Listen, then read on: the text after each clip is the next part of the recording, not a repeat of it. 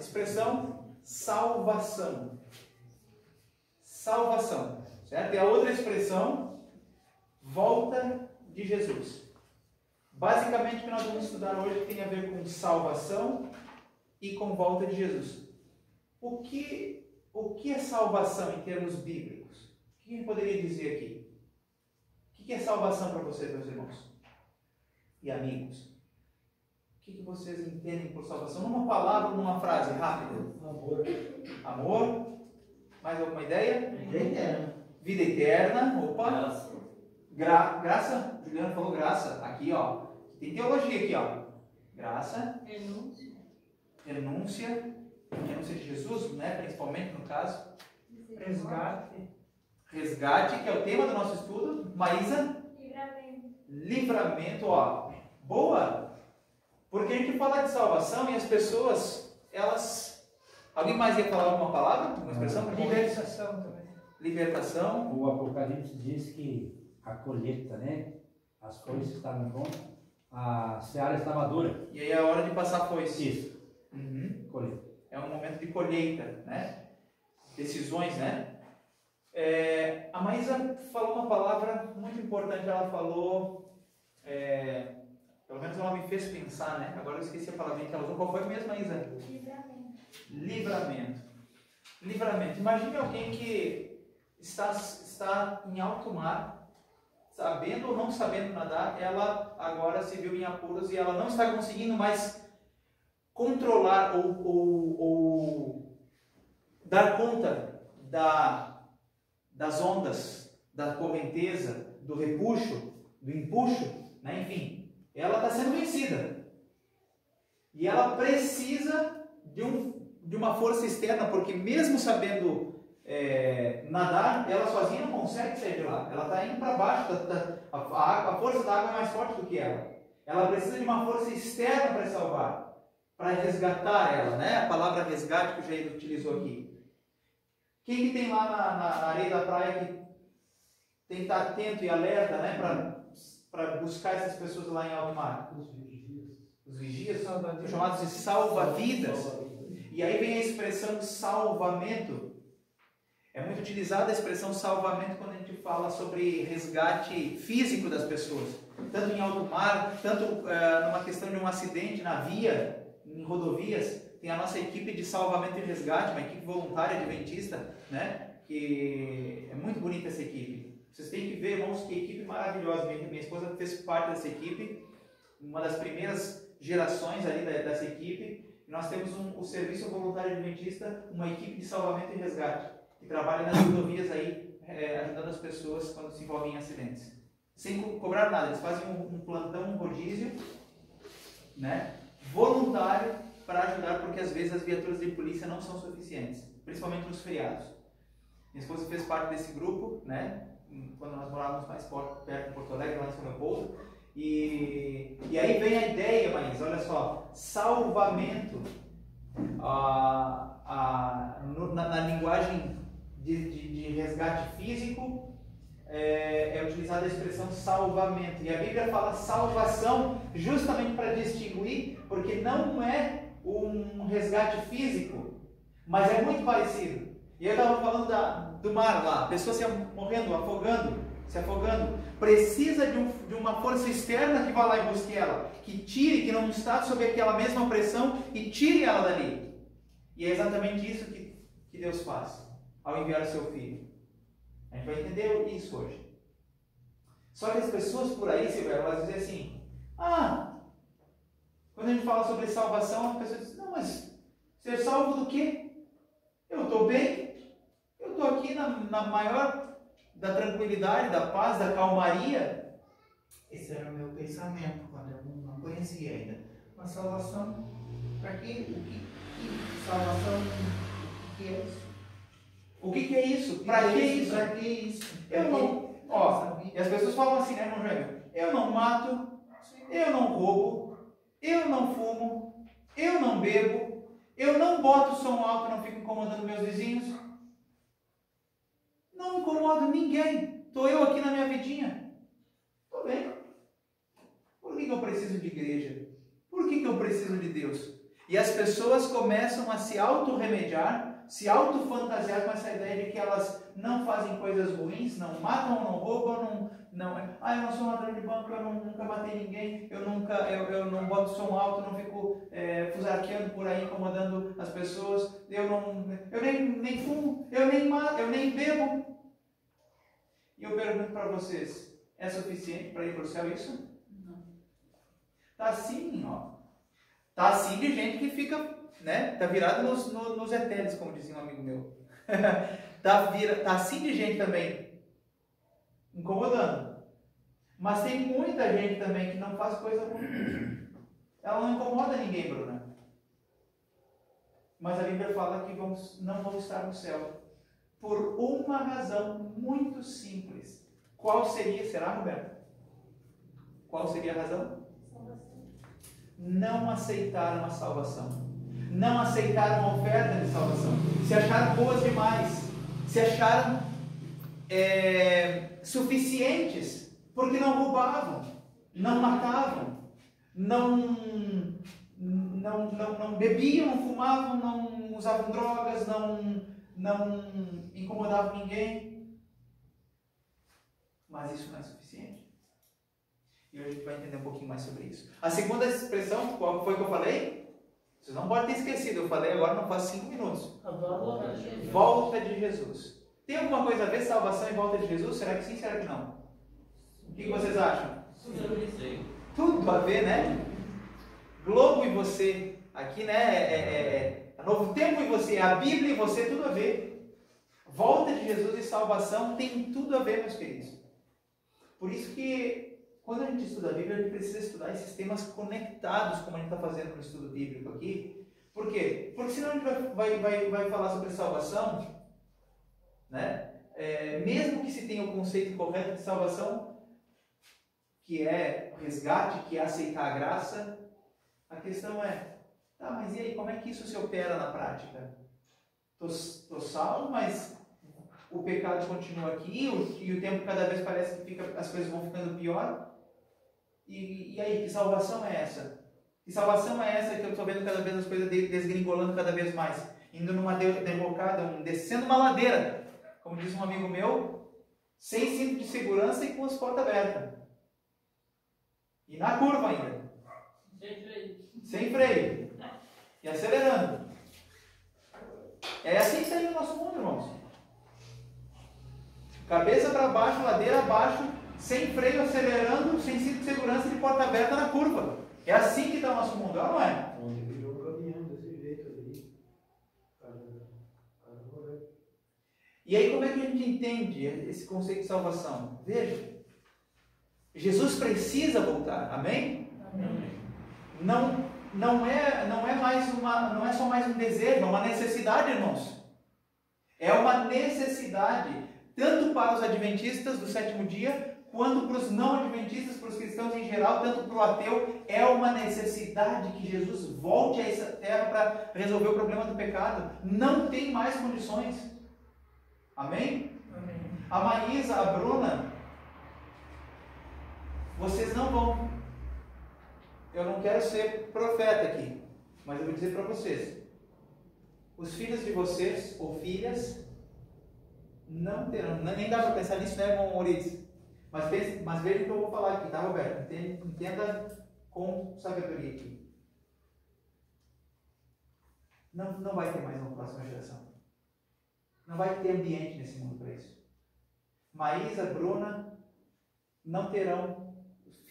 Os próximos, os netos, não vai ter condições, irmão Maurício, para os nossos netos viverem aqui nesse planeta.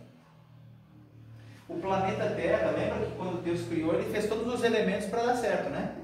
E aí a própria ciência fala que precisa de condições normais de temperatura e pressão. Já ouviu isso? CNTP? Precisa ter condições normais de temperatura e pressão para que haja vida na Terra.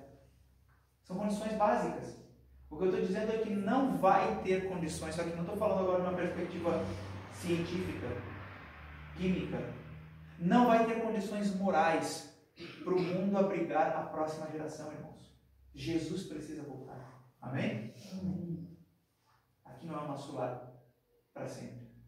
Aqui eu e você estamos passando aqui para, em primeiro lugar, honrar a Deus, aceitar a graça e transmitir essa graça para todo aquele que passar pela nossa frente e arrumar as nossas malas e ir com Cristo para o céu quando voltar. E vai ser logo, amém? Amém. Amém. Vamos para o estudo? Bom, terminei o estudo, vamos para casa?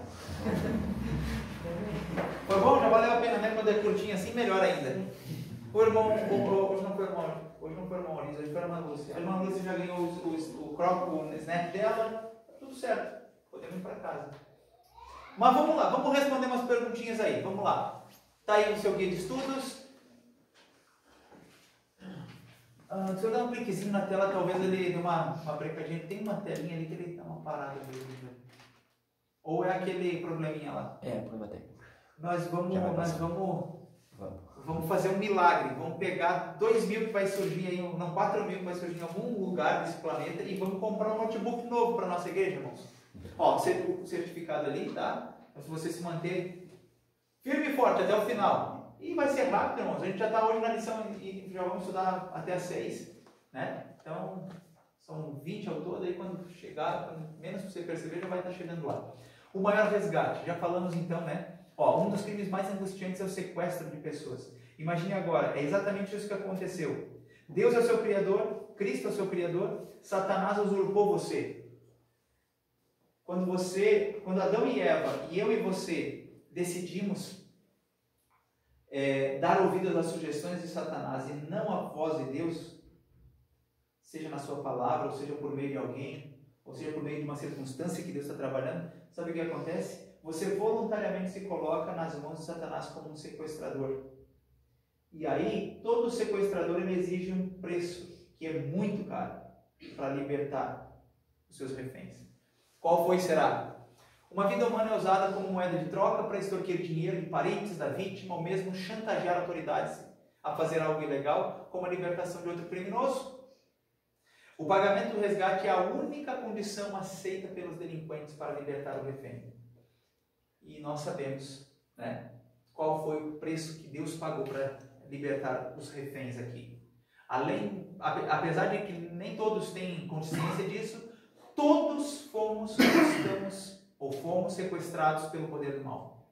E a prova disso é o sofrimento que está ao nosso redor, que afeta não só os não cristãos. Não se engane com alguém que diz assim, pare de sofrer, não vai mais ter sofrimento. Não, vai ter alguns sofrimentos, não vai ter mais, mas vai vir outros. Porque Jesus disse que aquele que segue a Ele sofreria a mesma coisa que Ele sofreu. Perseguiram a mim, perseguirão também a vós. E Paulo chega a dizer, todos os que querem viver piedosamente em Cristo Jesus serão perseguidos. 2 Timóteo 3, verso 12. Então, o sofrimento existe para todas as pessoas. Por isso que eu digo, se é para sofrer, então melhor sofrer com Cristo do que sem Cristo. Porque se com Cristo é difícil, sem Ele é impossível. É ou não é, Roberto? Se com Cristo é difícil, sem Ele é impossível. Muito bem, então no estudo de hoje a gente vai aprender sobre esse tema tão importante que é a salvação. Será que o Apocalipse fala sobre salvação? Será que sim ou não? Irmãos, todos os livros da Bíblia falam sobre salvação. Salvação é o tema mais importante. Deixa eu falar uma coisa para você aqui. A Bíblia fala sobre muitos assuntos. A Bíblia fala sobre relacionamento familiar, fala sobre relacionamento do casal, fala sobre relacionamento de pais e filhos, fala sobre educação financeira, como gastar, no que não gastar, dá uma série de dicas no relacionamento com o próximo. A Bíblia fala sobre saúde, fala sobre... que mais? Tem muita coisa que a Bíblia fala. Fala sobre ciência. A Bíblia fala sobre... A verdadeira ciência está na Bíblia. Matemática. Fala até sobre matemática um pouco, né, irmão Davi? Tem um livro que diz que o nome é Números. Né? Trabalho. Profecia. Né? Fala sobre trabalho. A Bíblia fala sobre tudo que o ser humano precisa para viver de maneira equilibrada e feliz. Não sem sofrimento, porque o sofrimento é um efeito do pecado. Então não vá nessa ladainha que não vai ter sofrimento. Deixa eu falar isso logo para você. Não existe isso. O sofrimento só vai acabar quando Jesus voltar, queridos. É por isso que a gente vai estudar sobre isso. E temos que fazer a nossa parte para que Jesus possa voltar o quanto antes. Mas sofrimento vai existir, mas a gente pode ter uma vida equilibrada. com bem-estar, com sabedoria e feliz. Amém? Bueno, falado isso, falei de vários temas que a Bíblia fala, aborda, mas qual é o mais importante deles? Qual seria? Salvação. É o tema mais importante da Bíblia. Por isso nós vamos estudar ele hoje. Na visão, primeira pergunta, na visão do livro selado com 7 selos, por que João chorava muito? A gente já respondeu essa pergunta aqui outro dia, lembram? Nesses mesmos versos. Apocalipse 5, versos 1 a 4. Quem lembra dessa resposta aí? Porque não viu ninguém digno dessa vida. Isso mesmo, essa é a resposta, está lá. Ó. Porque nenhum ser criado no universo era considerado digno de abrir o livro e de desatar os selos. Agora, como você vai botar tudo isso aí nessas 2 pedaços de linha aí é que eu não sei. Mas vamos lá, vamos tentar resumir. Ninguém podia abrir o livro. Ninguém era digno de abrir o livro, alguma coisa nesse sentido. Não precisa escrever todas as palavrinhas, tá? Porque senão a gente vai sair daqui meia-noite, Roberta. A Roberta quer anotar até a respiração do pastor. Isso é coisa bonita de ver, né? Tá ali, dedicado. Ninguém era digno de abrir ou de desselar o livro. Lembrando que esse era um livro selado, né? Com 7 selos. Certo? Posso passar? Então vamos lá. Veja, olha, presta atenção na cena. Na sala do trono, a segunda visão que João vê no livro de Apocalipse, nem tudo que eu vou falar tá na tela, tá no guia de estudos. Então vai pegando a ideia ou às vezes faça uma anotação ali na margem. Veja, João tem uma série, uma cadeia de 7, ele tem no livro de Apocalipse aparece uma cadeia de 7 visões. Essa é a segunda visão. A primeira visão, qual foi? Essa aqui até vou deixar para a salsicha da semana que vem. Tá bom? Mas essa aqui é a segunda visão que João tem no livro de Apocalipse, irmãos. A primeira visão eu não vou falar, tá? Já falei e vou perguntar semana que vem. Primeira visão. Essa é a segunda. A primeira visão aparece lá no capítulo 1. A segunda visão vem aparecer só aqui no capítulo 4. Porque os capítulos 2 e 3 não é visão.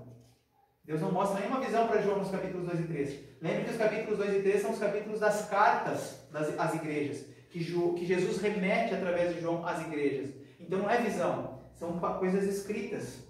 Agora aqui entra mais uma visão. Porque João está bem na dele ali e dali a pouco ele começa a contemplar uma cena. E qual cena seria? Impressionantemente ele é levado digamos aqui, em visão, em dom profético, ele é levado para a sala do trono de Deus lá no céu. Quer dizer, estamos falando do santuário celestial, irmãos, amém? Amém. Tem 2 livros na Bíblia que falam muito sobre o santuário celestial. O primeiro livro é o livro de Hebreus, um pouquinho mais do Apocalipse ele aparece. E o outro livro é o livro de Apocalipse. Fala volta e meia sobre o santuário celestial. E é isso que João está olhando lá. Ele começa agora a contemplar essa sala do trono. Ninguém foi encontrado nem no céu, nem sobre a terra, diz ali o texto. Livros, olha o que ele vê lá, livros selados, cerimônias. Na verdade, o que eu quero dizer aqui é outra questão. Livros selados tem tudo a ver com cerimônias de entronização. Isso é uma coisa que você não vai ouvir todos os dias, mas aqui na série Apocalipse e Revelação e Esperança você vai aprender, amém? Livros selados têm tudo a ver com cerimônias de entronização. Quando um rei era entronizado no Antigo Testamento, quando um rei passava de um rei para outro, quando transitava o rei, mudava. Davi para Salomão, Salomão para Roboão, e assim por diante, o próximo rei. Acontecia uma cerimônia de entronização. Na verdade, nem era uma, era 2. Uma cerimônia acontecia no templo, que era o recinto religioso, e a outra cerimônia acontecia no palácio, que era o recinto civil, digamos assim, era onde o rei morava. A cena que acontecia no santuário, ela envolvia, pasme você, livros selados. Então o rei, ele sentava no trono, uma espécie de trono, funcionava como trono, e ele recebia o rei que estava passando, que estava transitando, passava um rolo selado para o próximo rei. Você está entendendo o que está acontecendo agora no santuário celestial? Consegue entender? Jesus está sendo entronizado. Amém? Amém. Ele morreu, veio a essa terra, ele já recebia adoração de anjos no trono celestial antes de vir à terra. Os anjos já adoravam ele, Silvério. E quando ele, eu estou falando certo, é o nome Silvério? Ou não é? Não tem nada a ver com Silvério? É isso mesmo? Amém? Amém, irmãos? Me ajudem aí, tá? Agora imagina, ele já era adorado por anjos. E aí ele veio e nasceu como uma criancinha na terra. Ele viveu, ele cresceu, ele morreu por nós. E aí ele ressuscitou ao terceiro dia. Diz o texto bíblico que ele ascendeu ou subiu aos céus. E o que vai acontecer lá quando ele chega de volta lá? Ele vai ser entronizado. Há uma cerimônia no céu para receber Jesus de novo, amém? Porque ele vai voltar para o lugar de origem. Ele vai voltar a receber de novo a adoração de anjos. E agora não é só de anjos, vai falar o texto que são 4 seres viventes. E vai falar que tem 24 anciãos. Enfim, todo mundo vai adorar Jesus de novo. Glória a Deus por isso. Com uma diferença. Antes ele era adorado só porque ele era Deus. Agora ele é adorado porque ele é Deus e pelos seus méritos, pelo que ele fez por nós. Você sabia que só existe um ser no universo que recebe adoração dupla nesses dois aspectos, nessas duas dimensões? Primeiro pela sua natureza, porque ele é Deus, e segundo pelos seus méritos, pelo que ele fez por nós. O Pai e o Espírito Santo só são adorados pela sua natureza. Sempre serão adorados só pela sua natureza, Jair.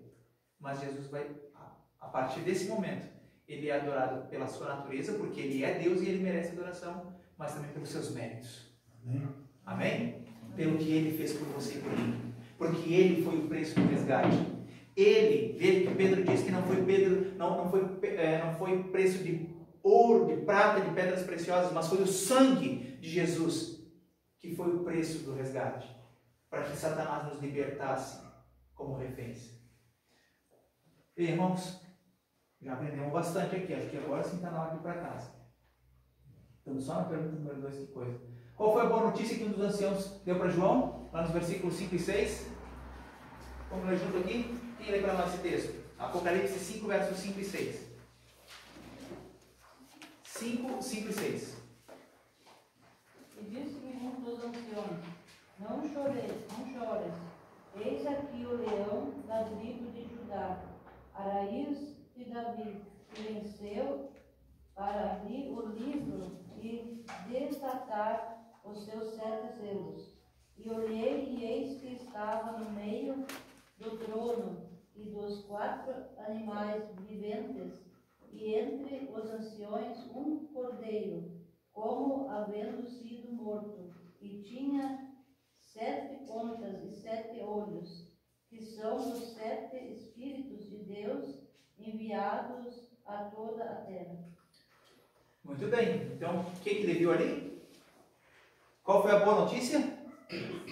Apareceu um cordeiro. Um cordeiro como tendo sido morto. E esse é digno de abrir os selos. Um dos anciãos afirmou a João que havia alguém qualificado para abrir os 7 selos.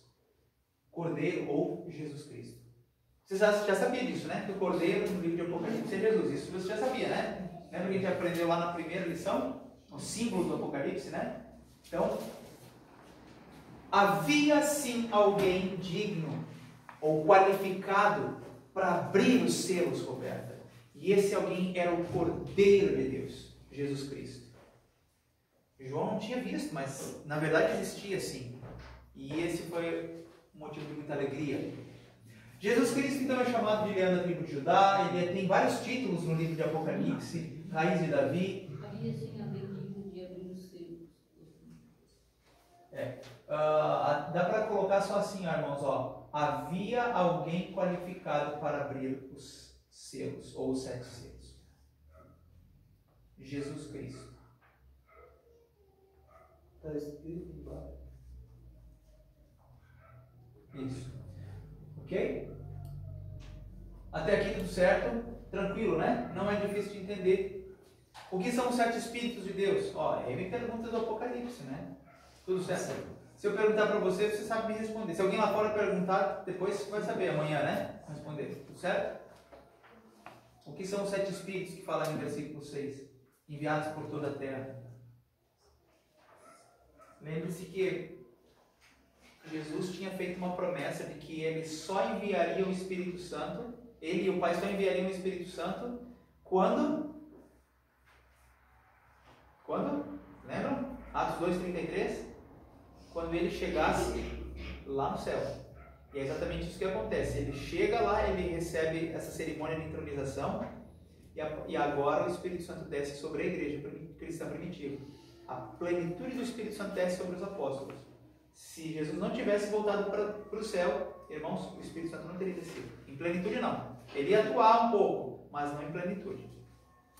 Certo? Então, os 7 Espíritos de Deus representam a plenitude do Espírito Santo sobre a igreja, irmã Lúcia. E os 7 olhos, o que representa? Está ali na tela. Representa a sua capacidade de conhecer tudo, de saber tudo. Ele sabe o futuro melhor do que nós. Eu estou incomodando demais o seu velho, né? Seu velho tem boa memória, seu velho, então não vou incomodar ele aqui. Ô Roberto, o que tu almoçou anteontem? Demorou demais, Roberto. Jair, o que foi sábado passado, Jair? Sábado. Difícil, né? Ajuda a panela. Irmãos, vejam. Vocês estão vendo por quê? Nós temos um pouco de dificuldade de lembrar de coisas que a gente tem certeza que aconteceu. Não é nenhuma dúvida, a gente sabe como é que foi. Pois eu estou dizendo para vocês, Deus tem muito mais facilidade de saber o futuro do que nós de lembrar o passado. Ele sabe tudo. Ele sabe o que está no teu coração, seu velho. Ele sabe exatamente tudo o que vai se passar. Então, ele é onisciente. Esses 7 olhos representam a soberania, a sabedoria, a onisciência de Deus sobre todas as coisas. Amém? Como o Cordeiro nos redimiu? Diz o verso 9 aí. Como que foi? Quem lê para nós? E cantavam um novo cântico, dizendo: digno é de tomar o livro e de abrir os seus selos, porque foste morto e com teu sangue compraste para Deus homens de toda tribo e língua e povo e nação. Amém? Como que ele nos resgatou então? Com o seu sangue. Com o seu sangue. Com o seu sangue ele nos comprou. Amém. Não precisa escrever tudo por ali, tá, irmãos? Eu botei ali porque está no texto e também aparece no guia de estudos. Mas a resposta, a palavra é sangue. O sangue dele foi o preço, foi o objeto que Satanás exigiu para nos resgatar. Satanás não jogou mole, irmãos. Não jogou mole, não. Ele exigiu tudo, porque ele pensava que ao Jesus morrer, Jesus nunca mais ia viver. Lembra que a controvérsia, o conflito, não é com você. A guerra de Satanás é com quem? É contra quem? É contra Cristo. E ele queria levar Jesus à morte mesmo e destruir Jesus eternamente. A morte de Jesus é uma morte eterna. Só que ele não imaginava que Jesus ressuscitaria. Por isso que ele cobrou a morte de Cristo, o sangue de Cristo. E Deus pagou. Deus pagou. A palavra redenção, então, aparece isso no guia de estudos, tá, irmãos? Então eu não vou gastar muito tempo aqui. Tá tudo certo? Vocês estão conseguindo compreender bem? Depois você dá uma recapituladinha ali nos comentários. Só aqui, ó, Cristo é o nosso Redentor, porque Ele nos redimiu dos nossos pecados, diz lá Colossenses. Quando o Cordeiro foi morto? Quando? Esse texto é muito importante. Ali no livro de Apocalipse, agora no capítulo 13, versículo 8, tem uma informação importante. Quando que Deus estabeleceu o plano da criação? Alguém lê para nós? Apocalipse 13, 8? E adorá-lo com todos os que habitam sobre a terra, aqueles cujos nomes não foram escritos no livro da vida do Cordeiro que foi morto desde a fundação do mundo. Tá, esse texto tem 2 informações. Para nós o que importa agora é a última informação do verso, que diz assim: no livro da vida do Cordeiro que foi morto quando? Desde a fundação do mundo. Desde a fundação do mundo. O que é a fundação do mundo? Criação. É a criação. Gênesis 1:1. No princípio criou Deus os céus e a terra. Desde a fundação do mundo, Jesus já tinha sido morto, no sentido de que o plano da redenção já existia, irmãos. E aí eu volto àquela questão. Deus sabe todas as coisas, Ele é onisciente. Bruna, vai uma pergunta aí para a Bruna agora. Jesus, ou Deus, já sabia que o ser humano ia pecar? Que o ser humano ia desobedecer a Ele? Que Adão e Eva iam desobedecer? O que tu acha? Deus sabia ou não sabia? Deus sabe ou não sabe todas as coisas? O que vocês acham? Sim. Ele sabia. Sabia. Ele sabia. Deus já sabia que o ser humano ia pecar. E aí, a gente quase que tem que agora fechar a Bíblia e dar com ela na cabeça da gente, assim, dizer, por quê? Por que Deus fez então? Por que Deus fez o ser humano, irmãos? Se Ele sabia. Me fiz essa pergunta por muitos anos. E nos últimos 2 anos eu cheguei a uma conclusão. Já era pastor, agora, já faz até 10 anos que eu estou no ministério, nem parece que já passou tudo isso. Parece que foi anteontem que eu saí da faculdade. Mas eu cheguei a uma conclusão. Deus criou sabendo que nós desobedeceríamos, sabendo que nós faríamos aliança com Satanás. Porque quando o ser humano peca contra Deus, desobedece a Deus, ele está fazendo uma aliança com Satanás. É o que Satanás mais quer. Mas Deus fez isso, Ele ainda fez o ser humano, apesar de saber do que Ele faria, do que a criação faria com Ele, justamente porque Ele nos ama. Ele tinha tudo para não nos criar, mas ao nos criar, sabendo o que aconteceria, isso só prova ainda mais o seu amor por nós. Amém? Amém. Glória a Deus por isso. Então, qual que é a resposta ali? É a primeira opção, ó, desde a fundação do mundo. É essa aí. Muito bem. O Cordeiro, agora a próxima pergunta. O Cordeiro morreu por nossos pecados. A pergunta é, o que significa pecado de acordo com a Bíblia? Lá em 1 João 3, verso 4. O que significa pecado? Alguém já tem o texto aí? Qualquer que comete pecado, também comete iniquidade. Porque o pecado é a iniquidade. Pecado é a iniquidade ou o pecado é a transgressão da lei? Que lei? De Deus. A lei de Deus. Então você vai colocar isso aí na resposta. Minha sugestão, né? Curtinha ali, ó. Transgressão da lei de Deus. O que é pecado? Transgressão ou desobediência à lei de Deus. É Deus falar uma coisa e a pessoa, que não é você, né? Talvez foi você anteontem, um ano atrás, Roberta, 20 anos atrás, né? Alguns de nós. O que a gente fazia ou o que algumas pessoas fazem ainda? Deus fala uma coisa, ó, não estou me lixando. Isso é transgressão da lei. Deus está falando uma coisa, a pessoa, não quero nem saber. Sou eu aqui, ó. Eu é que sei o que é melhor. Tá vendo por que tem gente que, apesar de pagar as contas, apesar de ser um bom cidadão, apesar de não incomodar ninguém, não botar som depois das 10 horas, não fumar, não beber, tá vendo por que não vai para o céu? Porque faz assim por sacrifício de Cristo, faz assim porque Deus fala. Não está nem aí, sou eu, é o que eu acho que tem que ser. E aí agora a gente entende o que é salvação. Salvação é aceitar a graça. Perdição é o quê? Rejeitar a graça. Ah, eu sou bom, tá bom assim. Rejeitou a graça, está fora do céu, irmão. Está fora do céu, irmão. Rejeitou a graça, está fora do céu. Que promessa Jesus faz aos que forem fiéis até o fim? Vamos ver o F aqui, ó. Lembra lá, Apocalipse fala assim, ó. Ser fiel até a morte e dar-te-ei a coroa da vida. Vamos ver aqui, ó.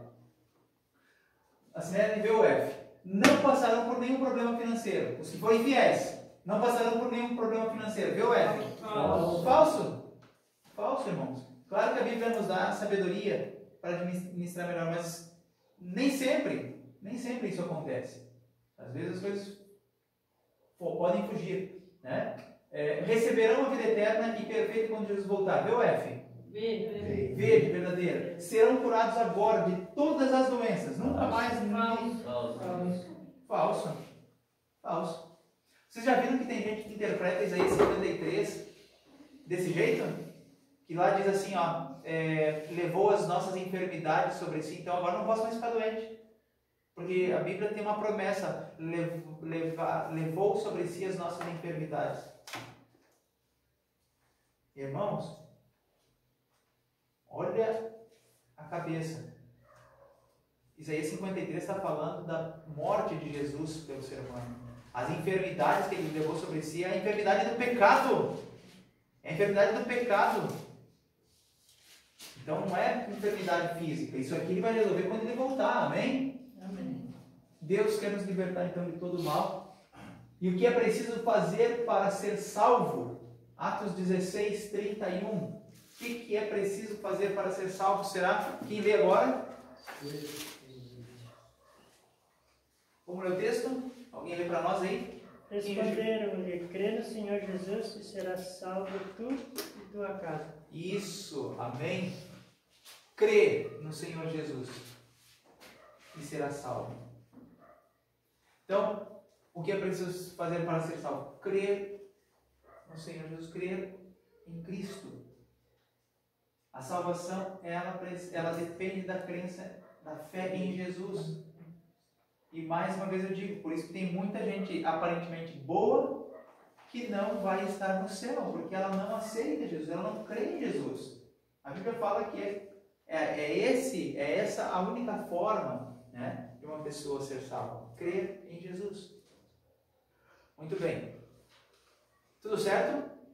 Eu gosto muito desse texto ali, ó, que aparece na tela. A salvação existe apenas em Cristo. Atos 4:12 diz assim, ó: porque não há nenhum nome debaixo dos céus dado entre os homens pelo qual importa que sejamos salvos. Só Jesus. Amém? Não existe, irmãos, outro jeito de salvação. Não tem? Salvação só tem em Cristo. Então, se a Bruna quer viver com esse rostinho jovem dela, a Maísa com esse rostinho também bonitinho para a vida eterna, vão ter que aceitar Jesus. Porque senão vai envelhecer, não é problema ser velho. Não tem problema, a gente vai envelhecer mesmo. O problema é que tem algumas pessoas que elas, depois de envelhecerem, elas vão entrar na sepultura, e se elas não aceitarem Jesus, sabe o que vai acontecer? Elas vão ficar na sepultura quando Jesus voltar. Elas vão ficar aqui nas horas do milênio. Elas vão ficar só 1000 anos aqui. Passagem que é bem rapidinho, né? 1000 anos, e depois quando elas ressuscitarem, elas não vão ressuscitar glorificadas. Bonitinhas assim, que nem a Maísa, assim, ó, novinha. Não, elas vão ressuscitar envelhecidas, apodrecidas pelo pecado, para receber a última sentença, porque elas não quiseram aceitar a salvação. E Deus tem que respeitar, Juliano, né? Deus respeita. Ele não pode levar contra gosto. Senão o céu seria um lugar, seria um presídio, um suplício. A pessoa não quer estar ali. Deus faz de tudo para salvar, mas Ele não viola a liberdade de escolha de uma pessoa. Como diz o Rodrigo Silva, né? Que a pessoa não vai se perder por causa do pecado, mas por causa da pessoa não aceitar Jesus. É verdade, é isso aí. E deixa eu falar uma outra frase, já que a gente está agora na sessão poética do nosso estudo aqui, o irmão Jaime e eu, né? Quer anotar uma frase boa aqui? Olha aí. Para o céu não vamos que menos pecaram, vamos que mais pediram perdão, desde que o perdão seja verdadeiro, genuíno. Para o céu, ou no céu, não estarão os que menos pecaram. Tem muita gente que se preocupa, eu não faço isso, aquele irmão peca mais do que eu, eu sou mais santo. Não, no céu não estarão os que menos pecaram. No céu estarão os que mais pediram perdão. E isso Jesus ensinou através da vida dele, através das pessoas com quem ele conviveu. Né? Uma pessoa que se justificava e tal, e ele falou assim, contou uma história e perguntou: quem ama mais o seu Senhor? Aquele que mais foi perdoado ou aquele que menos foi perdoado? Aquele que mais perdoado. Né? Ele tem uma compreensão maior da graça. Irmãos, vamos lá. Como nossos pecados são cancelados? Atos 13:19. Como que eles são cancelados ou perdoados? Olha lá, ó. arrependei-vos e convertei-vos para que sejam apagados. Deus apaga o registro. Lembre-se que tem livros de registros de pecados e de boas ações também. Se você não pede perdão, esses pecados não são apagados do livro de registro. Por isso que a Bíblia fala que eu e você precisamos diariamente pedir perdão pelos nossos pecados, todos os dias. Ter um momento de análise do nosso coração e pedir perdão, porque senão o pecado continua escrito no livro do seu registro lá. Arrependei-vos e convertei-vos para que sejam apagados os vossos pecados. É tão maravilhoso estudar a Bíblia, né, irmãos? É ou não? A gente aprende tanta coisa junto. E arrepender significa então sentir uma tristeza profunda, eu digo até mais, não é só tristeza, é nojo. Quem realmente se arrepende sente nojo do que fazia. Nada menos do que isso. É nojento quando a gente consegue compreender o que a gente era sem Cristo. Eu não tenho vontade nenhuma de voltar. Eu não tenho desejo nenhum de ser como eu era antes. Até, tudo bem, tem algumas coisas que a mãe da gente, né, ensinou a gente bem, um princípio ou outro, mas as coisas que a gente fazia, o estilo de vida, né, a forma de pensar, isso é algo abominável. Tem que ser nojento mesmo, porque sem Cristo nós não somos nada. O que devemos fazer para receber, além do perdão, a purificação dos pecados? Então aí falamos de arrependimento, mas tem uma outra coisinha também. Confessar os nossos pecados. Para quem você confessa?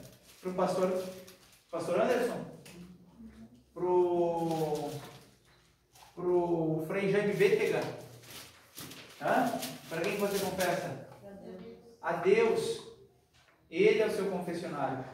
O seu confessionário é lá no seu quarto, quando você entra, fecha a porta e entra em audiência com ele.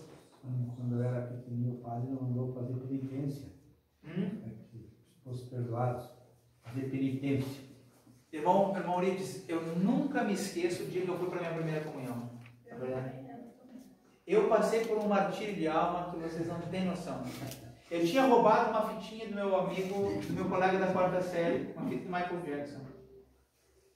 E aí estava chegando o dia da primeira comunhão. E o padre já tinha anunciado: todos vocês têm que pedir perdão pelos pecados que vocês cometeram. E eu tinha cometido, obviamente, mais do que aquele. Eram vários, mas aquele ali me atormentou a alma por 3 noites. Eu fiquei e eu não conseguia dormir, irmãos. Eu falava: não, eu tenho que falar a verdade, eu tenho que falar a verdade, eu tenho que falar. Mas como é que vai ser a pena? E a pena vai ser muito pesada. Naquele dia eu fui para a aula, mas eu não estava na aula. A minha cabeça estava lá diante do Frei, como é que era o nome do padre? Esqueci o nome do padre. E estava lá, e eu estava só com a cabeça lá, e aí quando chegou de noite, era o dia, era tipo uma quinta-feira, assim, que nem hoje. Era tipo uns dias antes do fim de semana anterior. Era no meio da semana que antecedia o fim de semana da primeira comunhão. E aí eu cheguei diante dele e falei: agora é prisão perpétua. Cadeira elétrica na certa. E aí ele falou assim, eu falei, confessei e esperei o tempo. E ele falou assim: meu filho, 5 Pai Nossos e 50 Marias. Penitência. Eu falei: mas aí está muito fácil. Eu pensei comigo: não está justo isso. Está muito fácil isso. Está vendo, irmãos? Eu saí dali, claro que na minha fé juvenil, que nem das meninas ali, saí meio que até um pouco, né, uma parte do coração dizendo assim: não, é injusto, é só isso. E a outra parte dando risadas, né? Ou assim, tipo, aliviado. A Bíblia fala que quando Jesus voltar, tem um texto lá em Malaquias que diz assim, ó, que o povo de Deus vai sair pulando da estrebaria. A Malaquias 4:2, já leram esse texto? A gente fala aqui no sul escramuçando. Quando o bichinho nasce assim, ele já sai pulando assim, né? Dá uns saltinhos e parece que tem uma bola Eu saí escramuçando da frente do padre lá, de alegria assim. Tô salvo, né? Não peguei prisão perpétua, nem vou para a cadeira elétrica. Passou os portões de Roma. É verdade. Irmãos, veja como é que é a nossa cabeça, porque estamos ensinando tradições humanas, e a gente precisa aprender da palavra de Deus, amém? A confissão, então, envolve o arrependimento verdadeiro e falarmos para Deus. O que acontece quando alguém aceita Cristo como seu Salvador?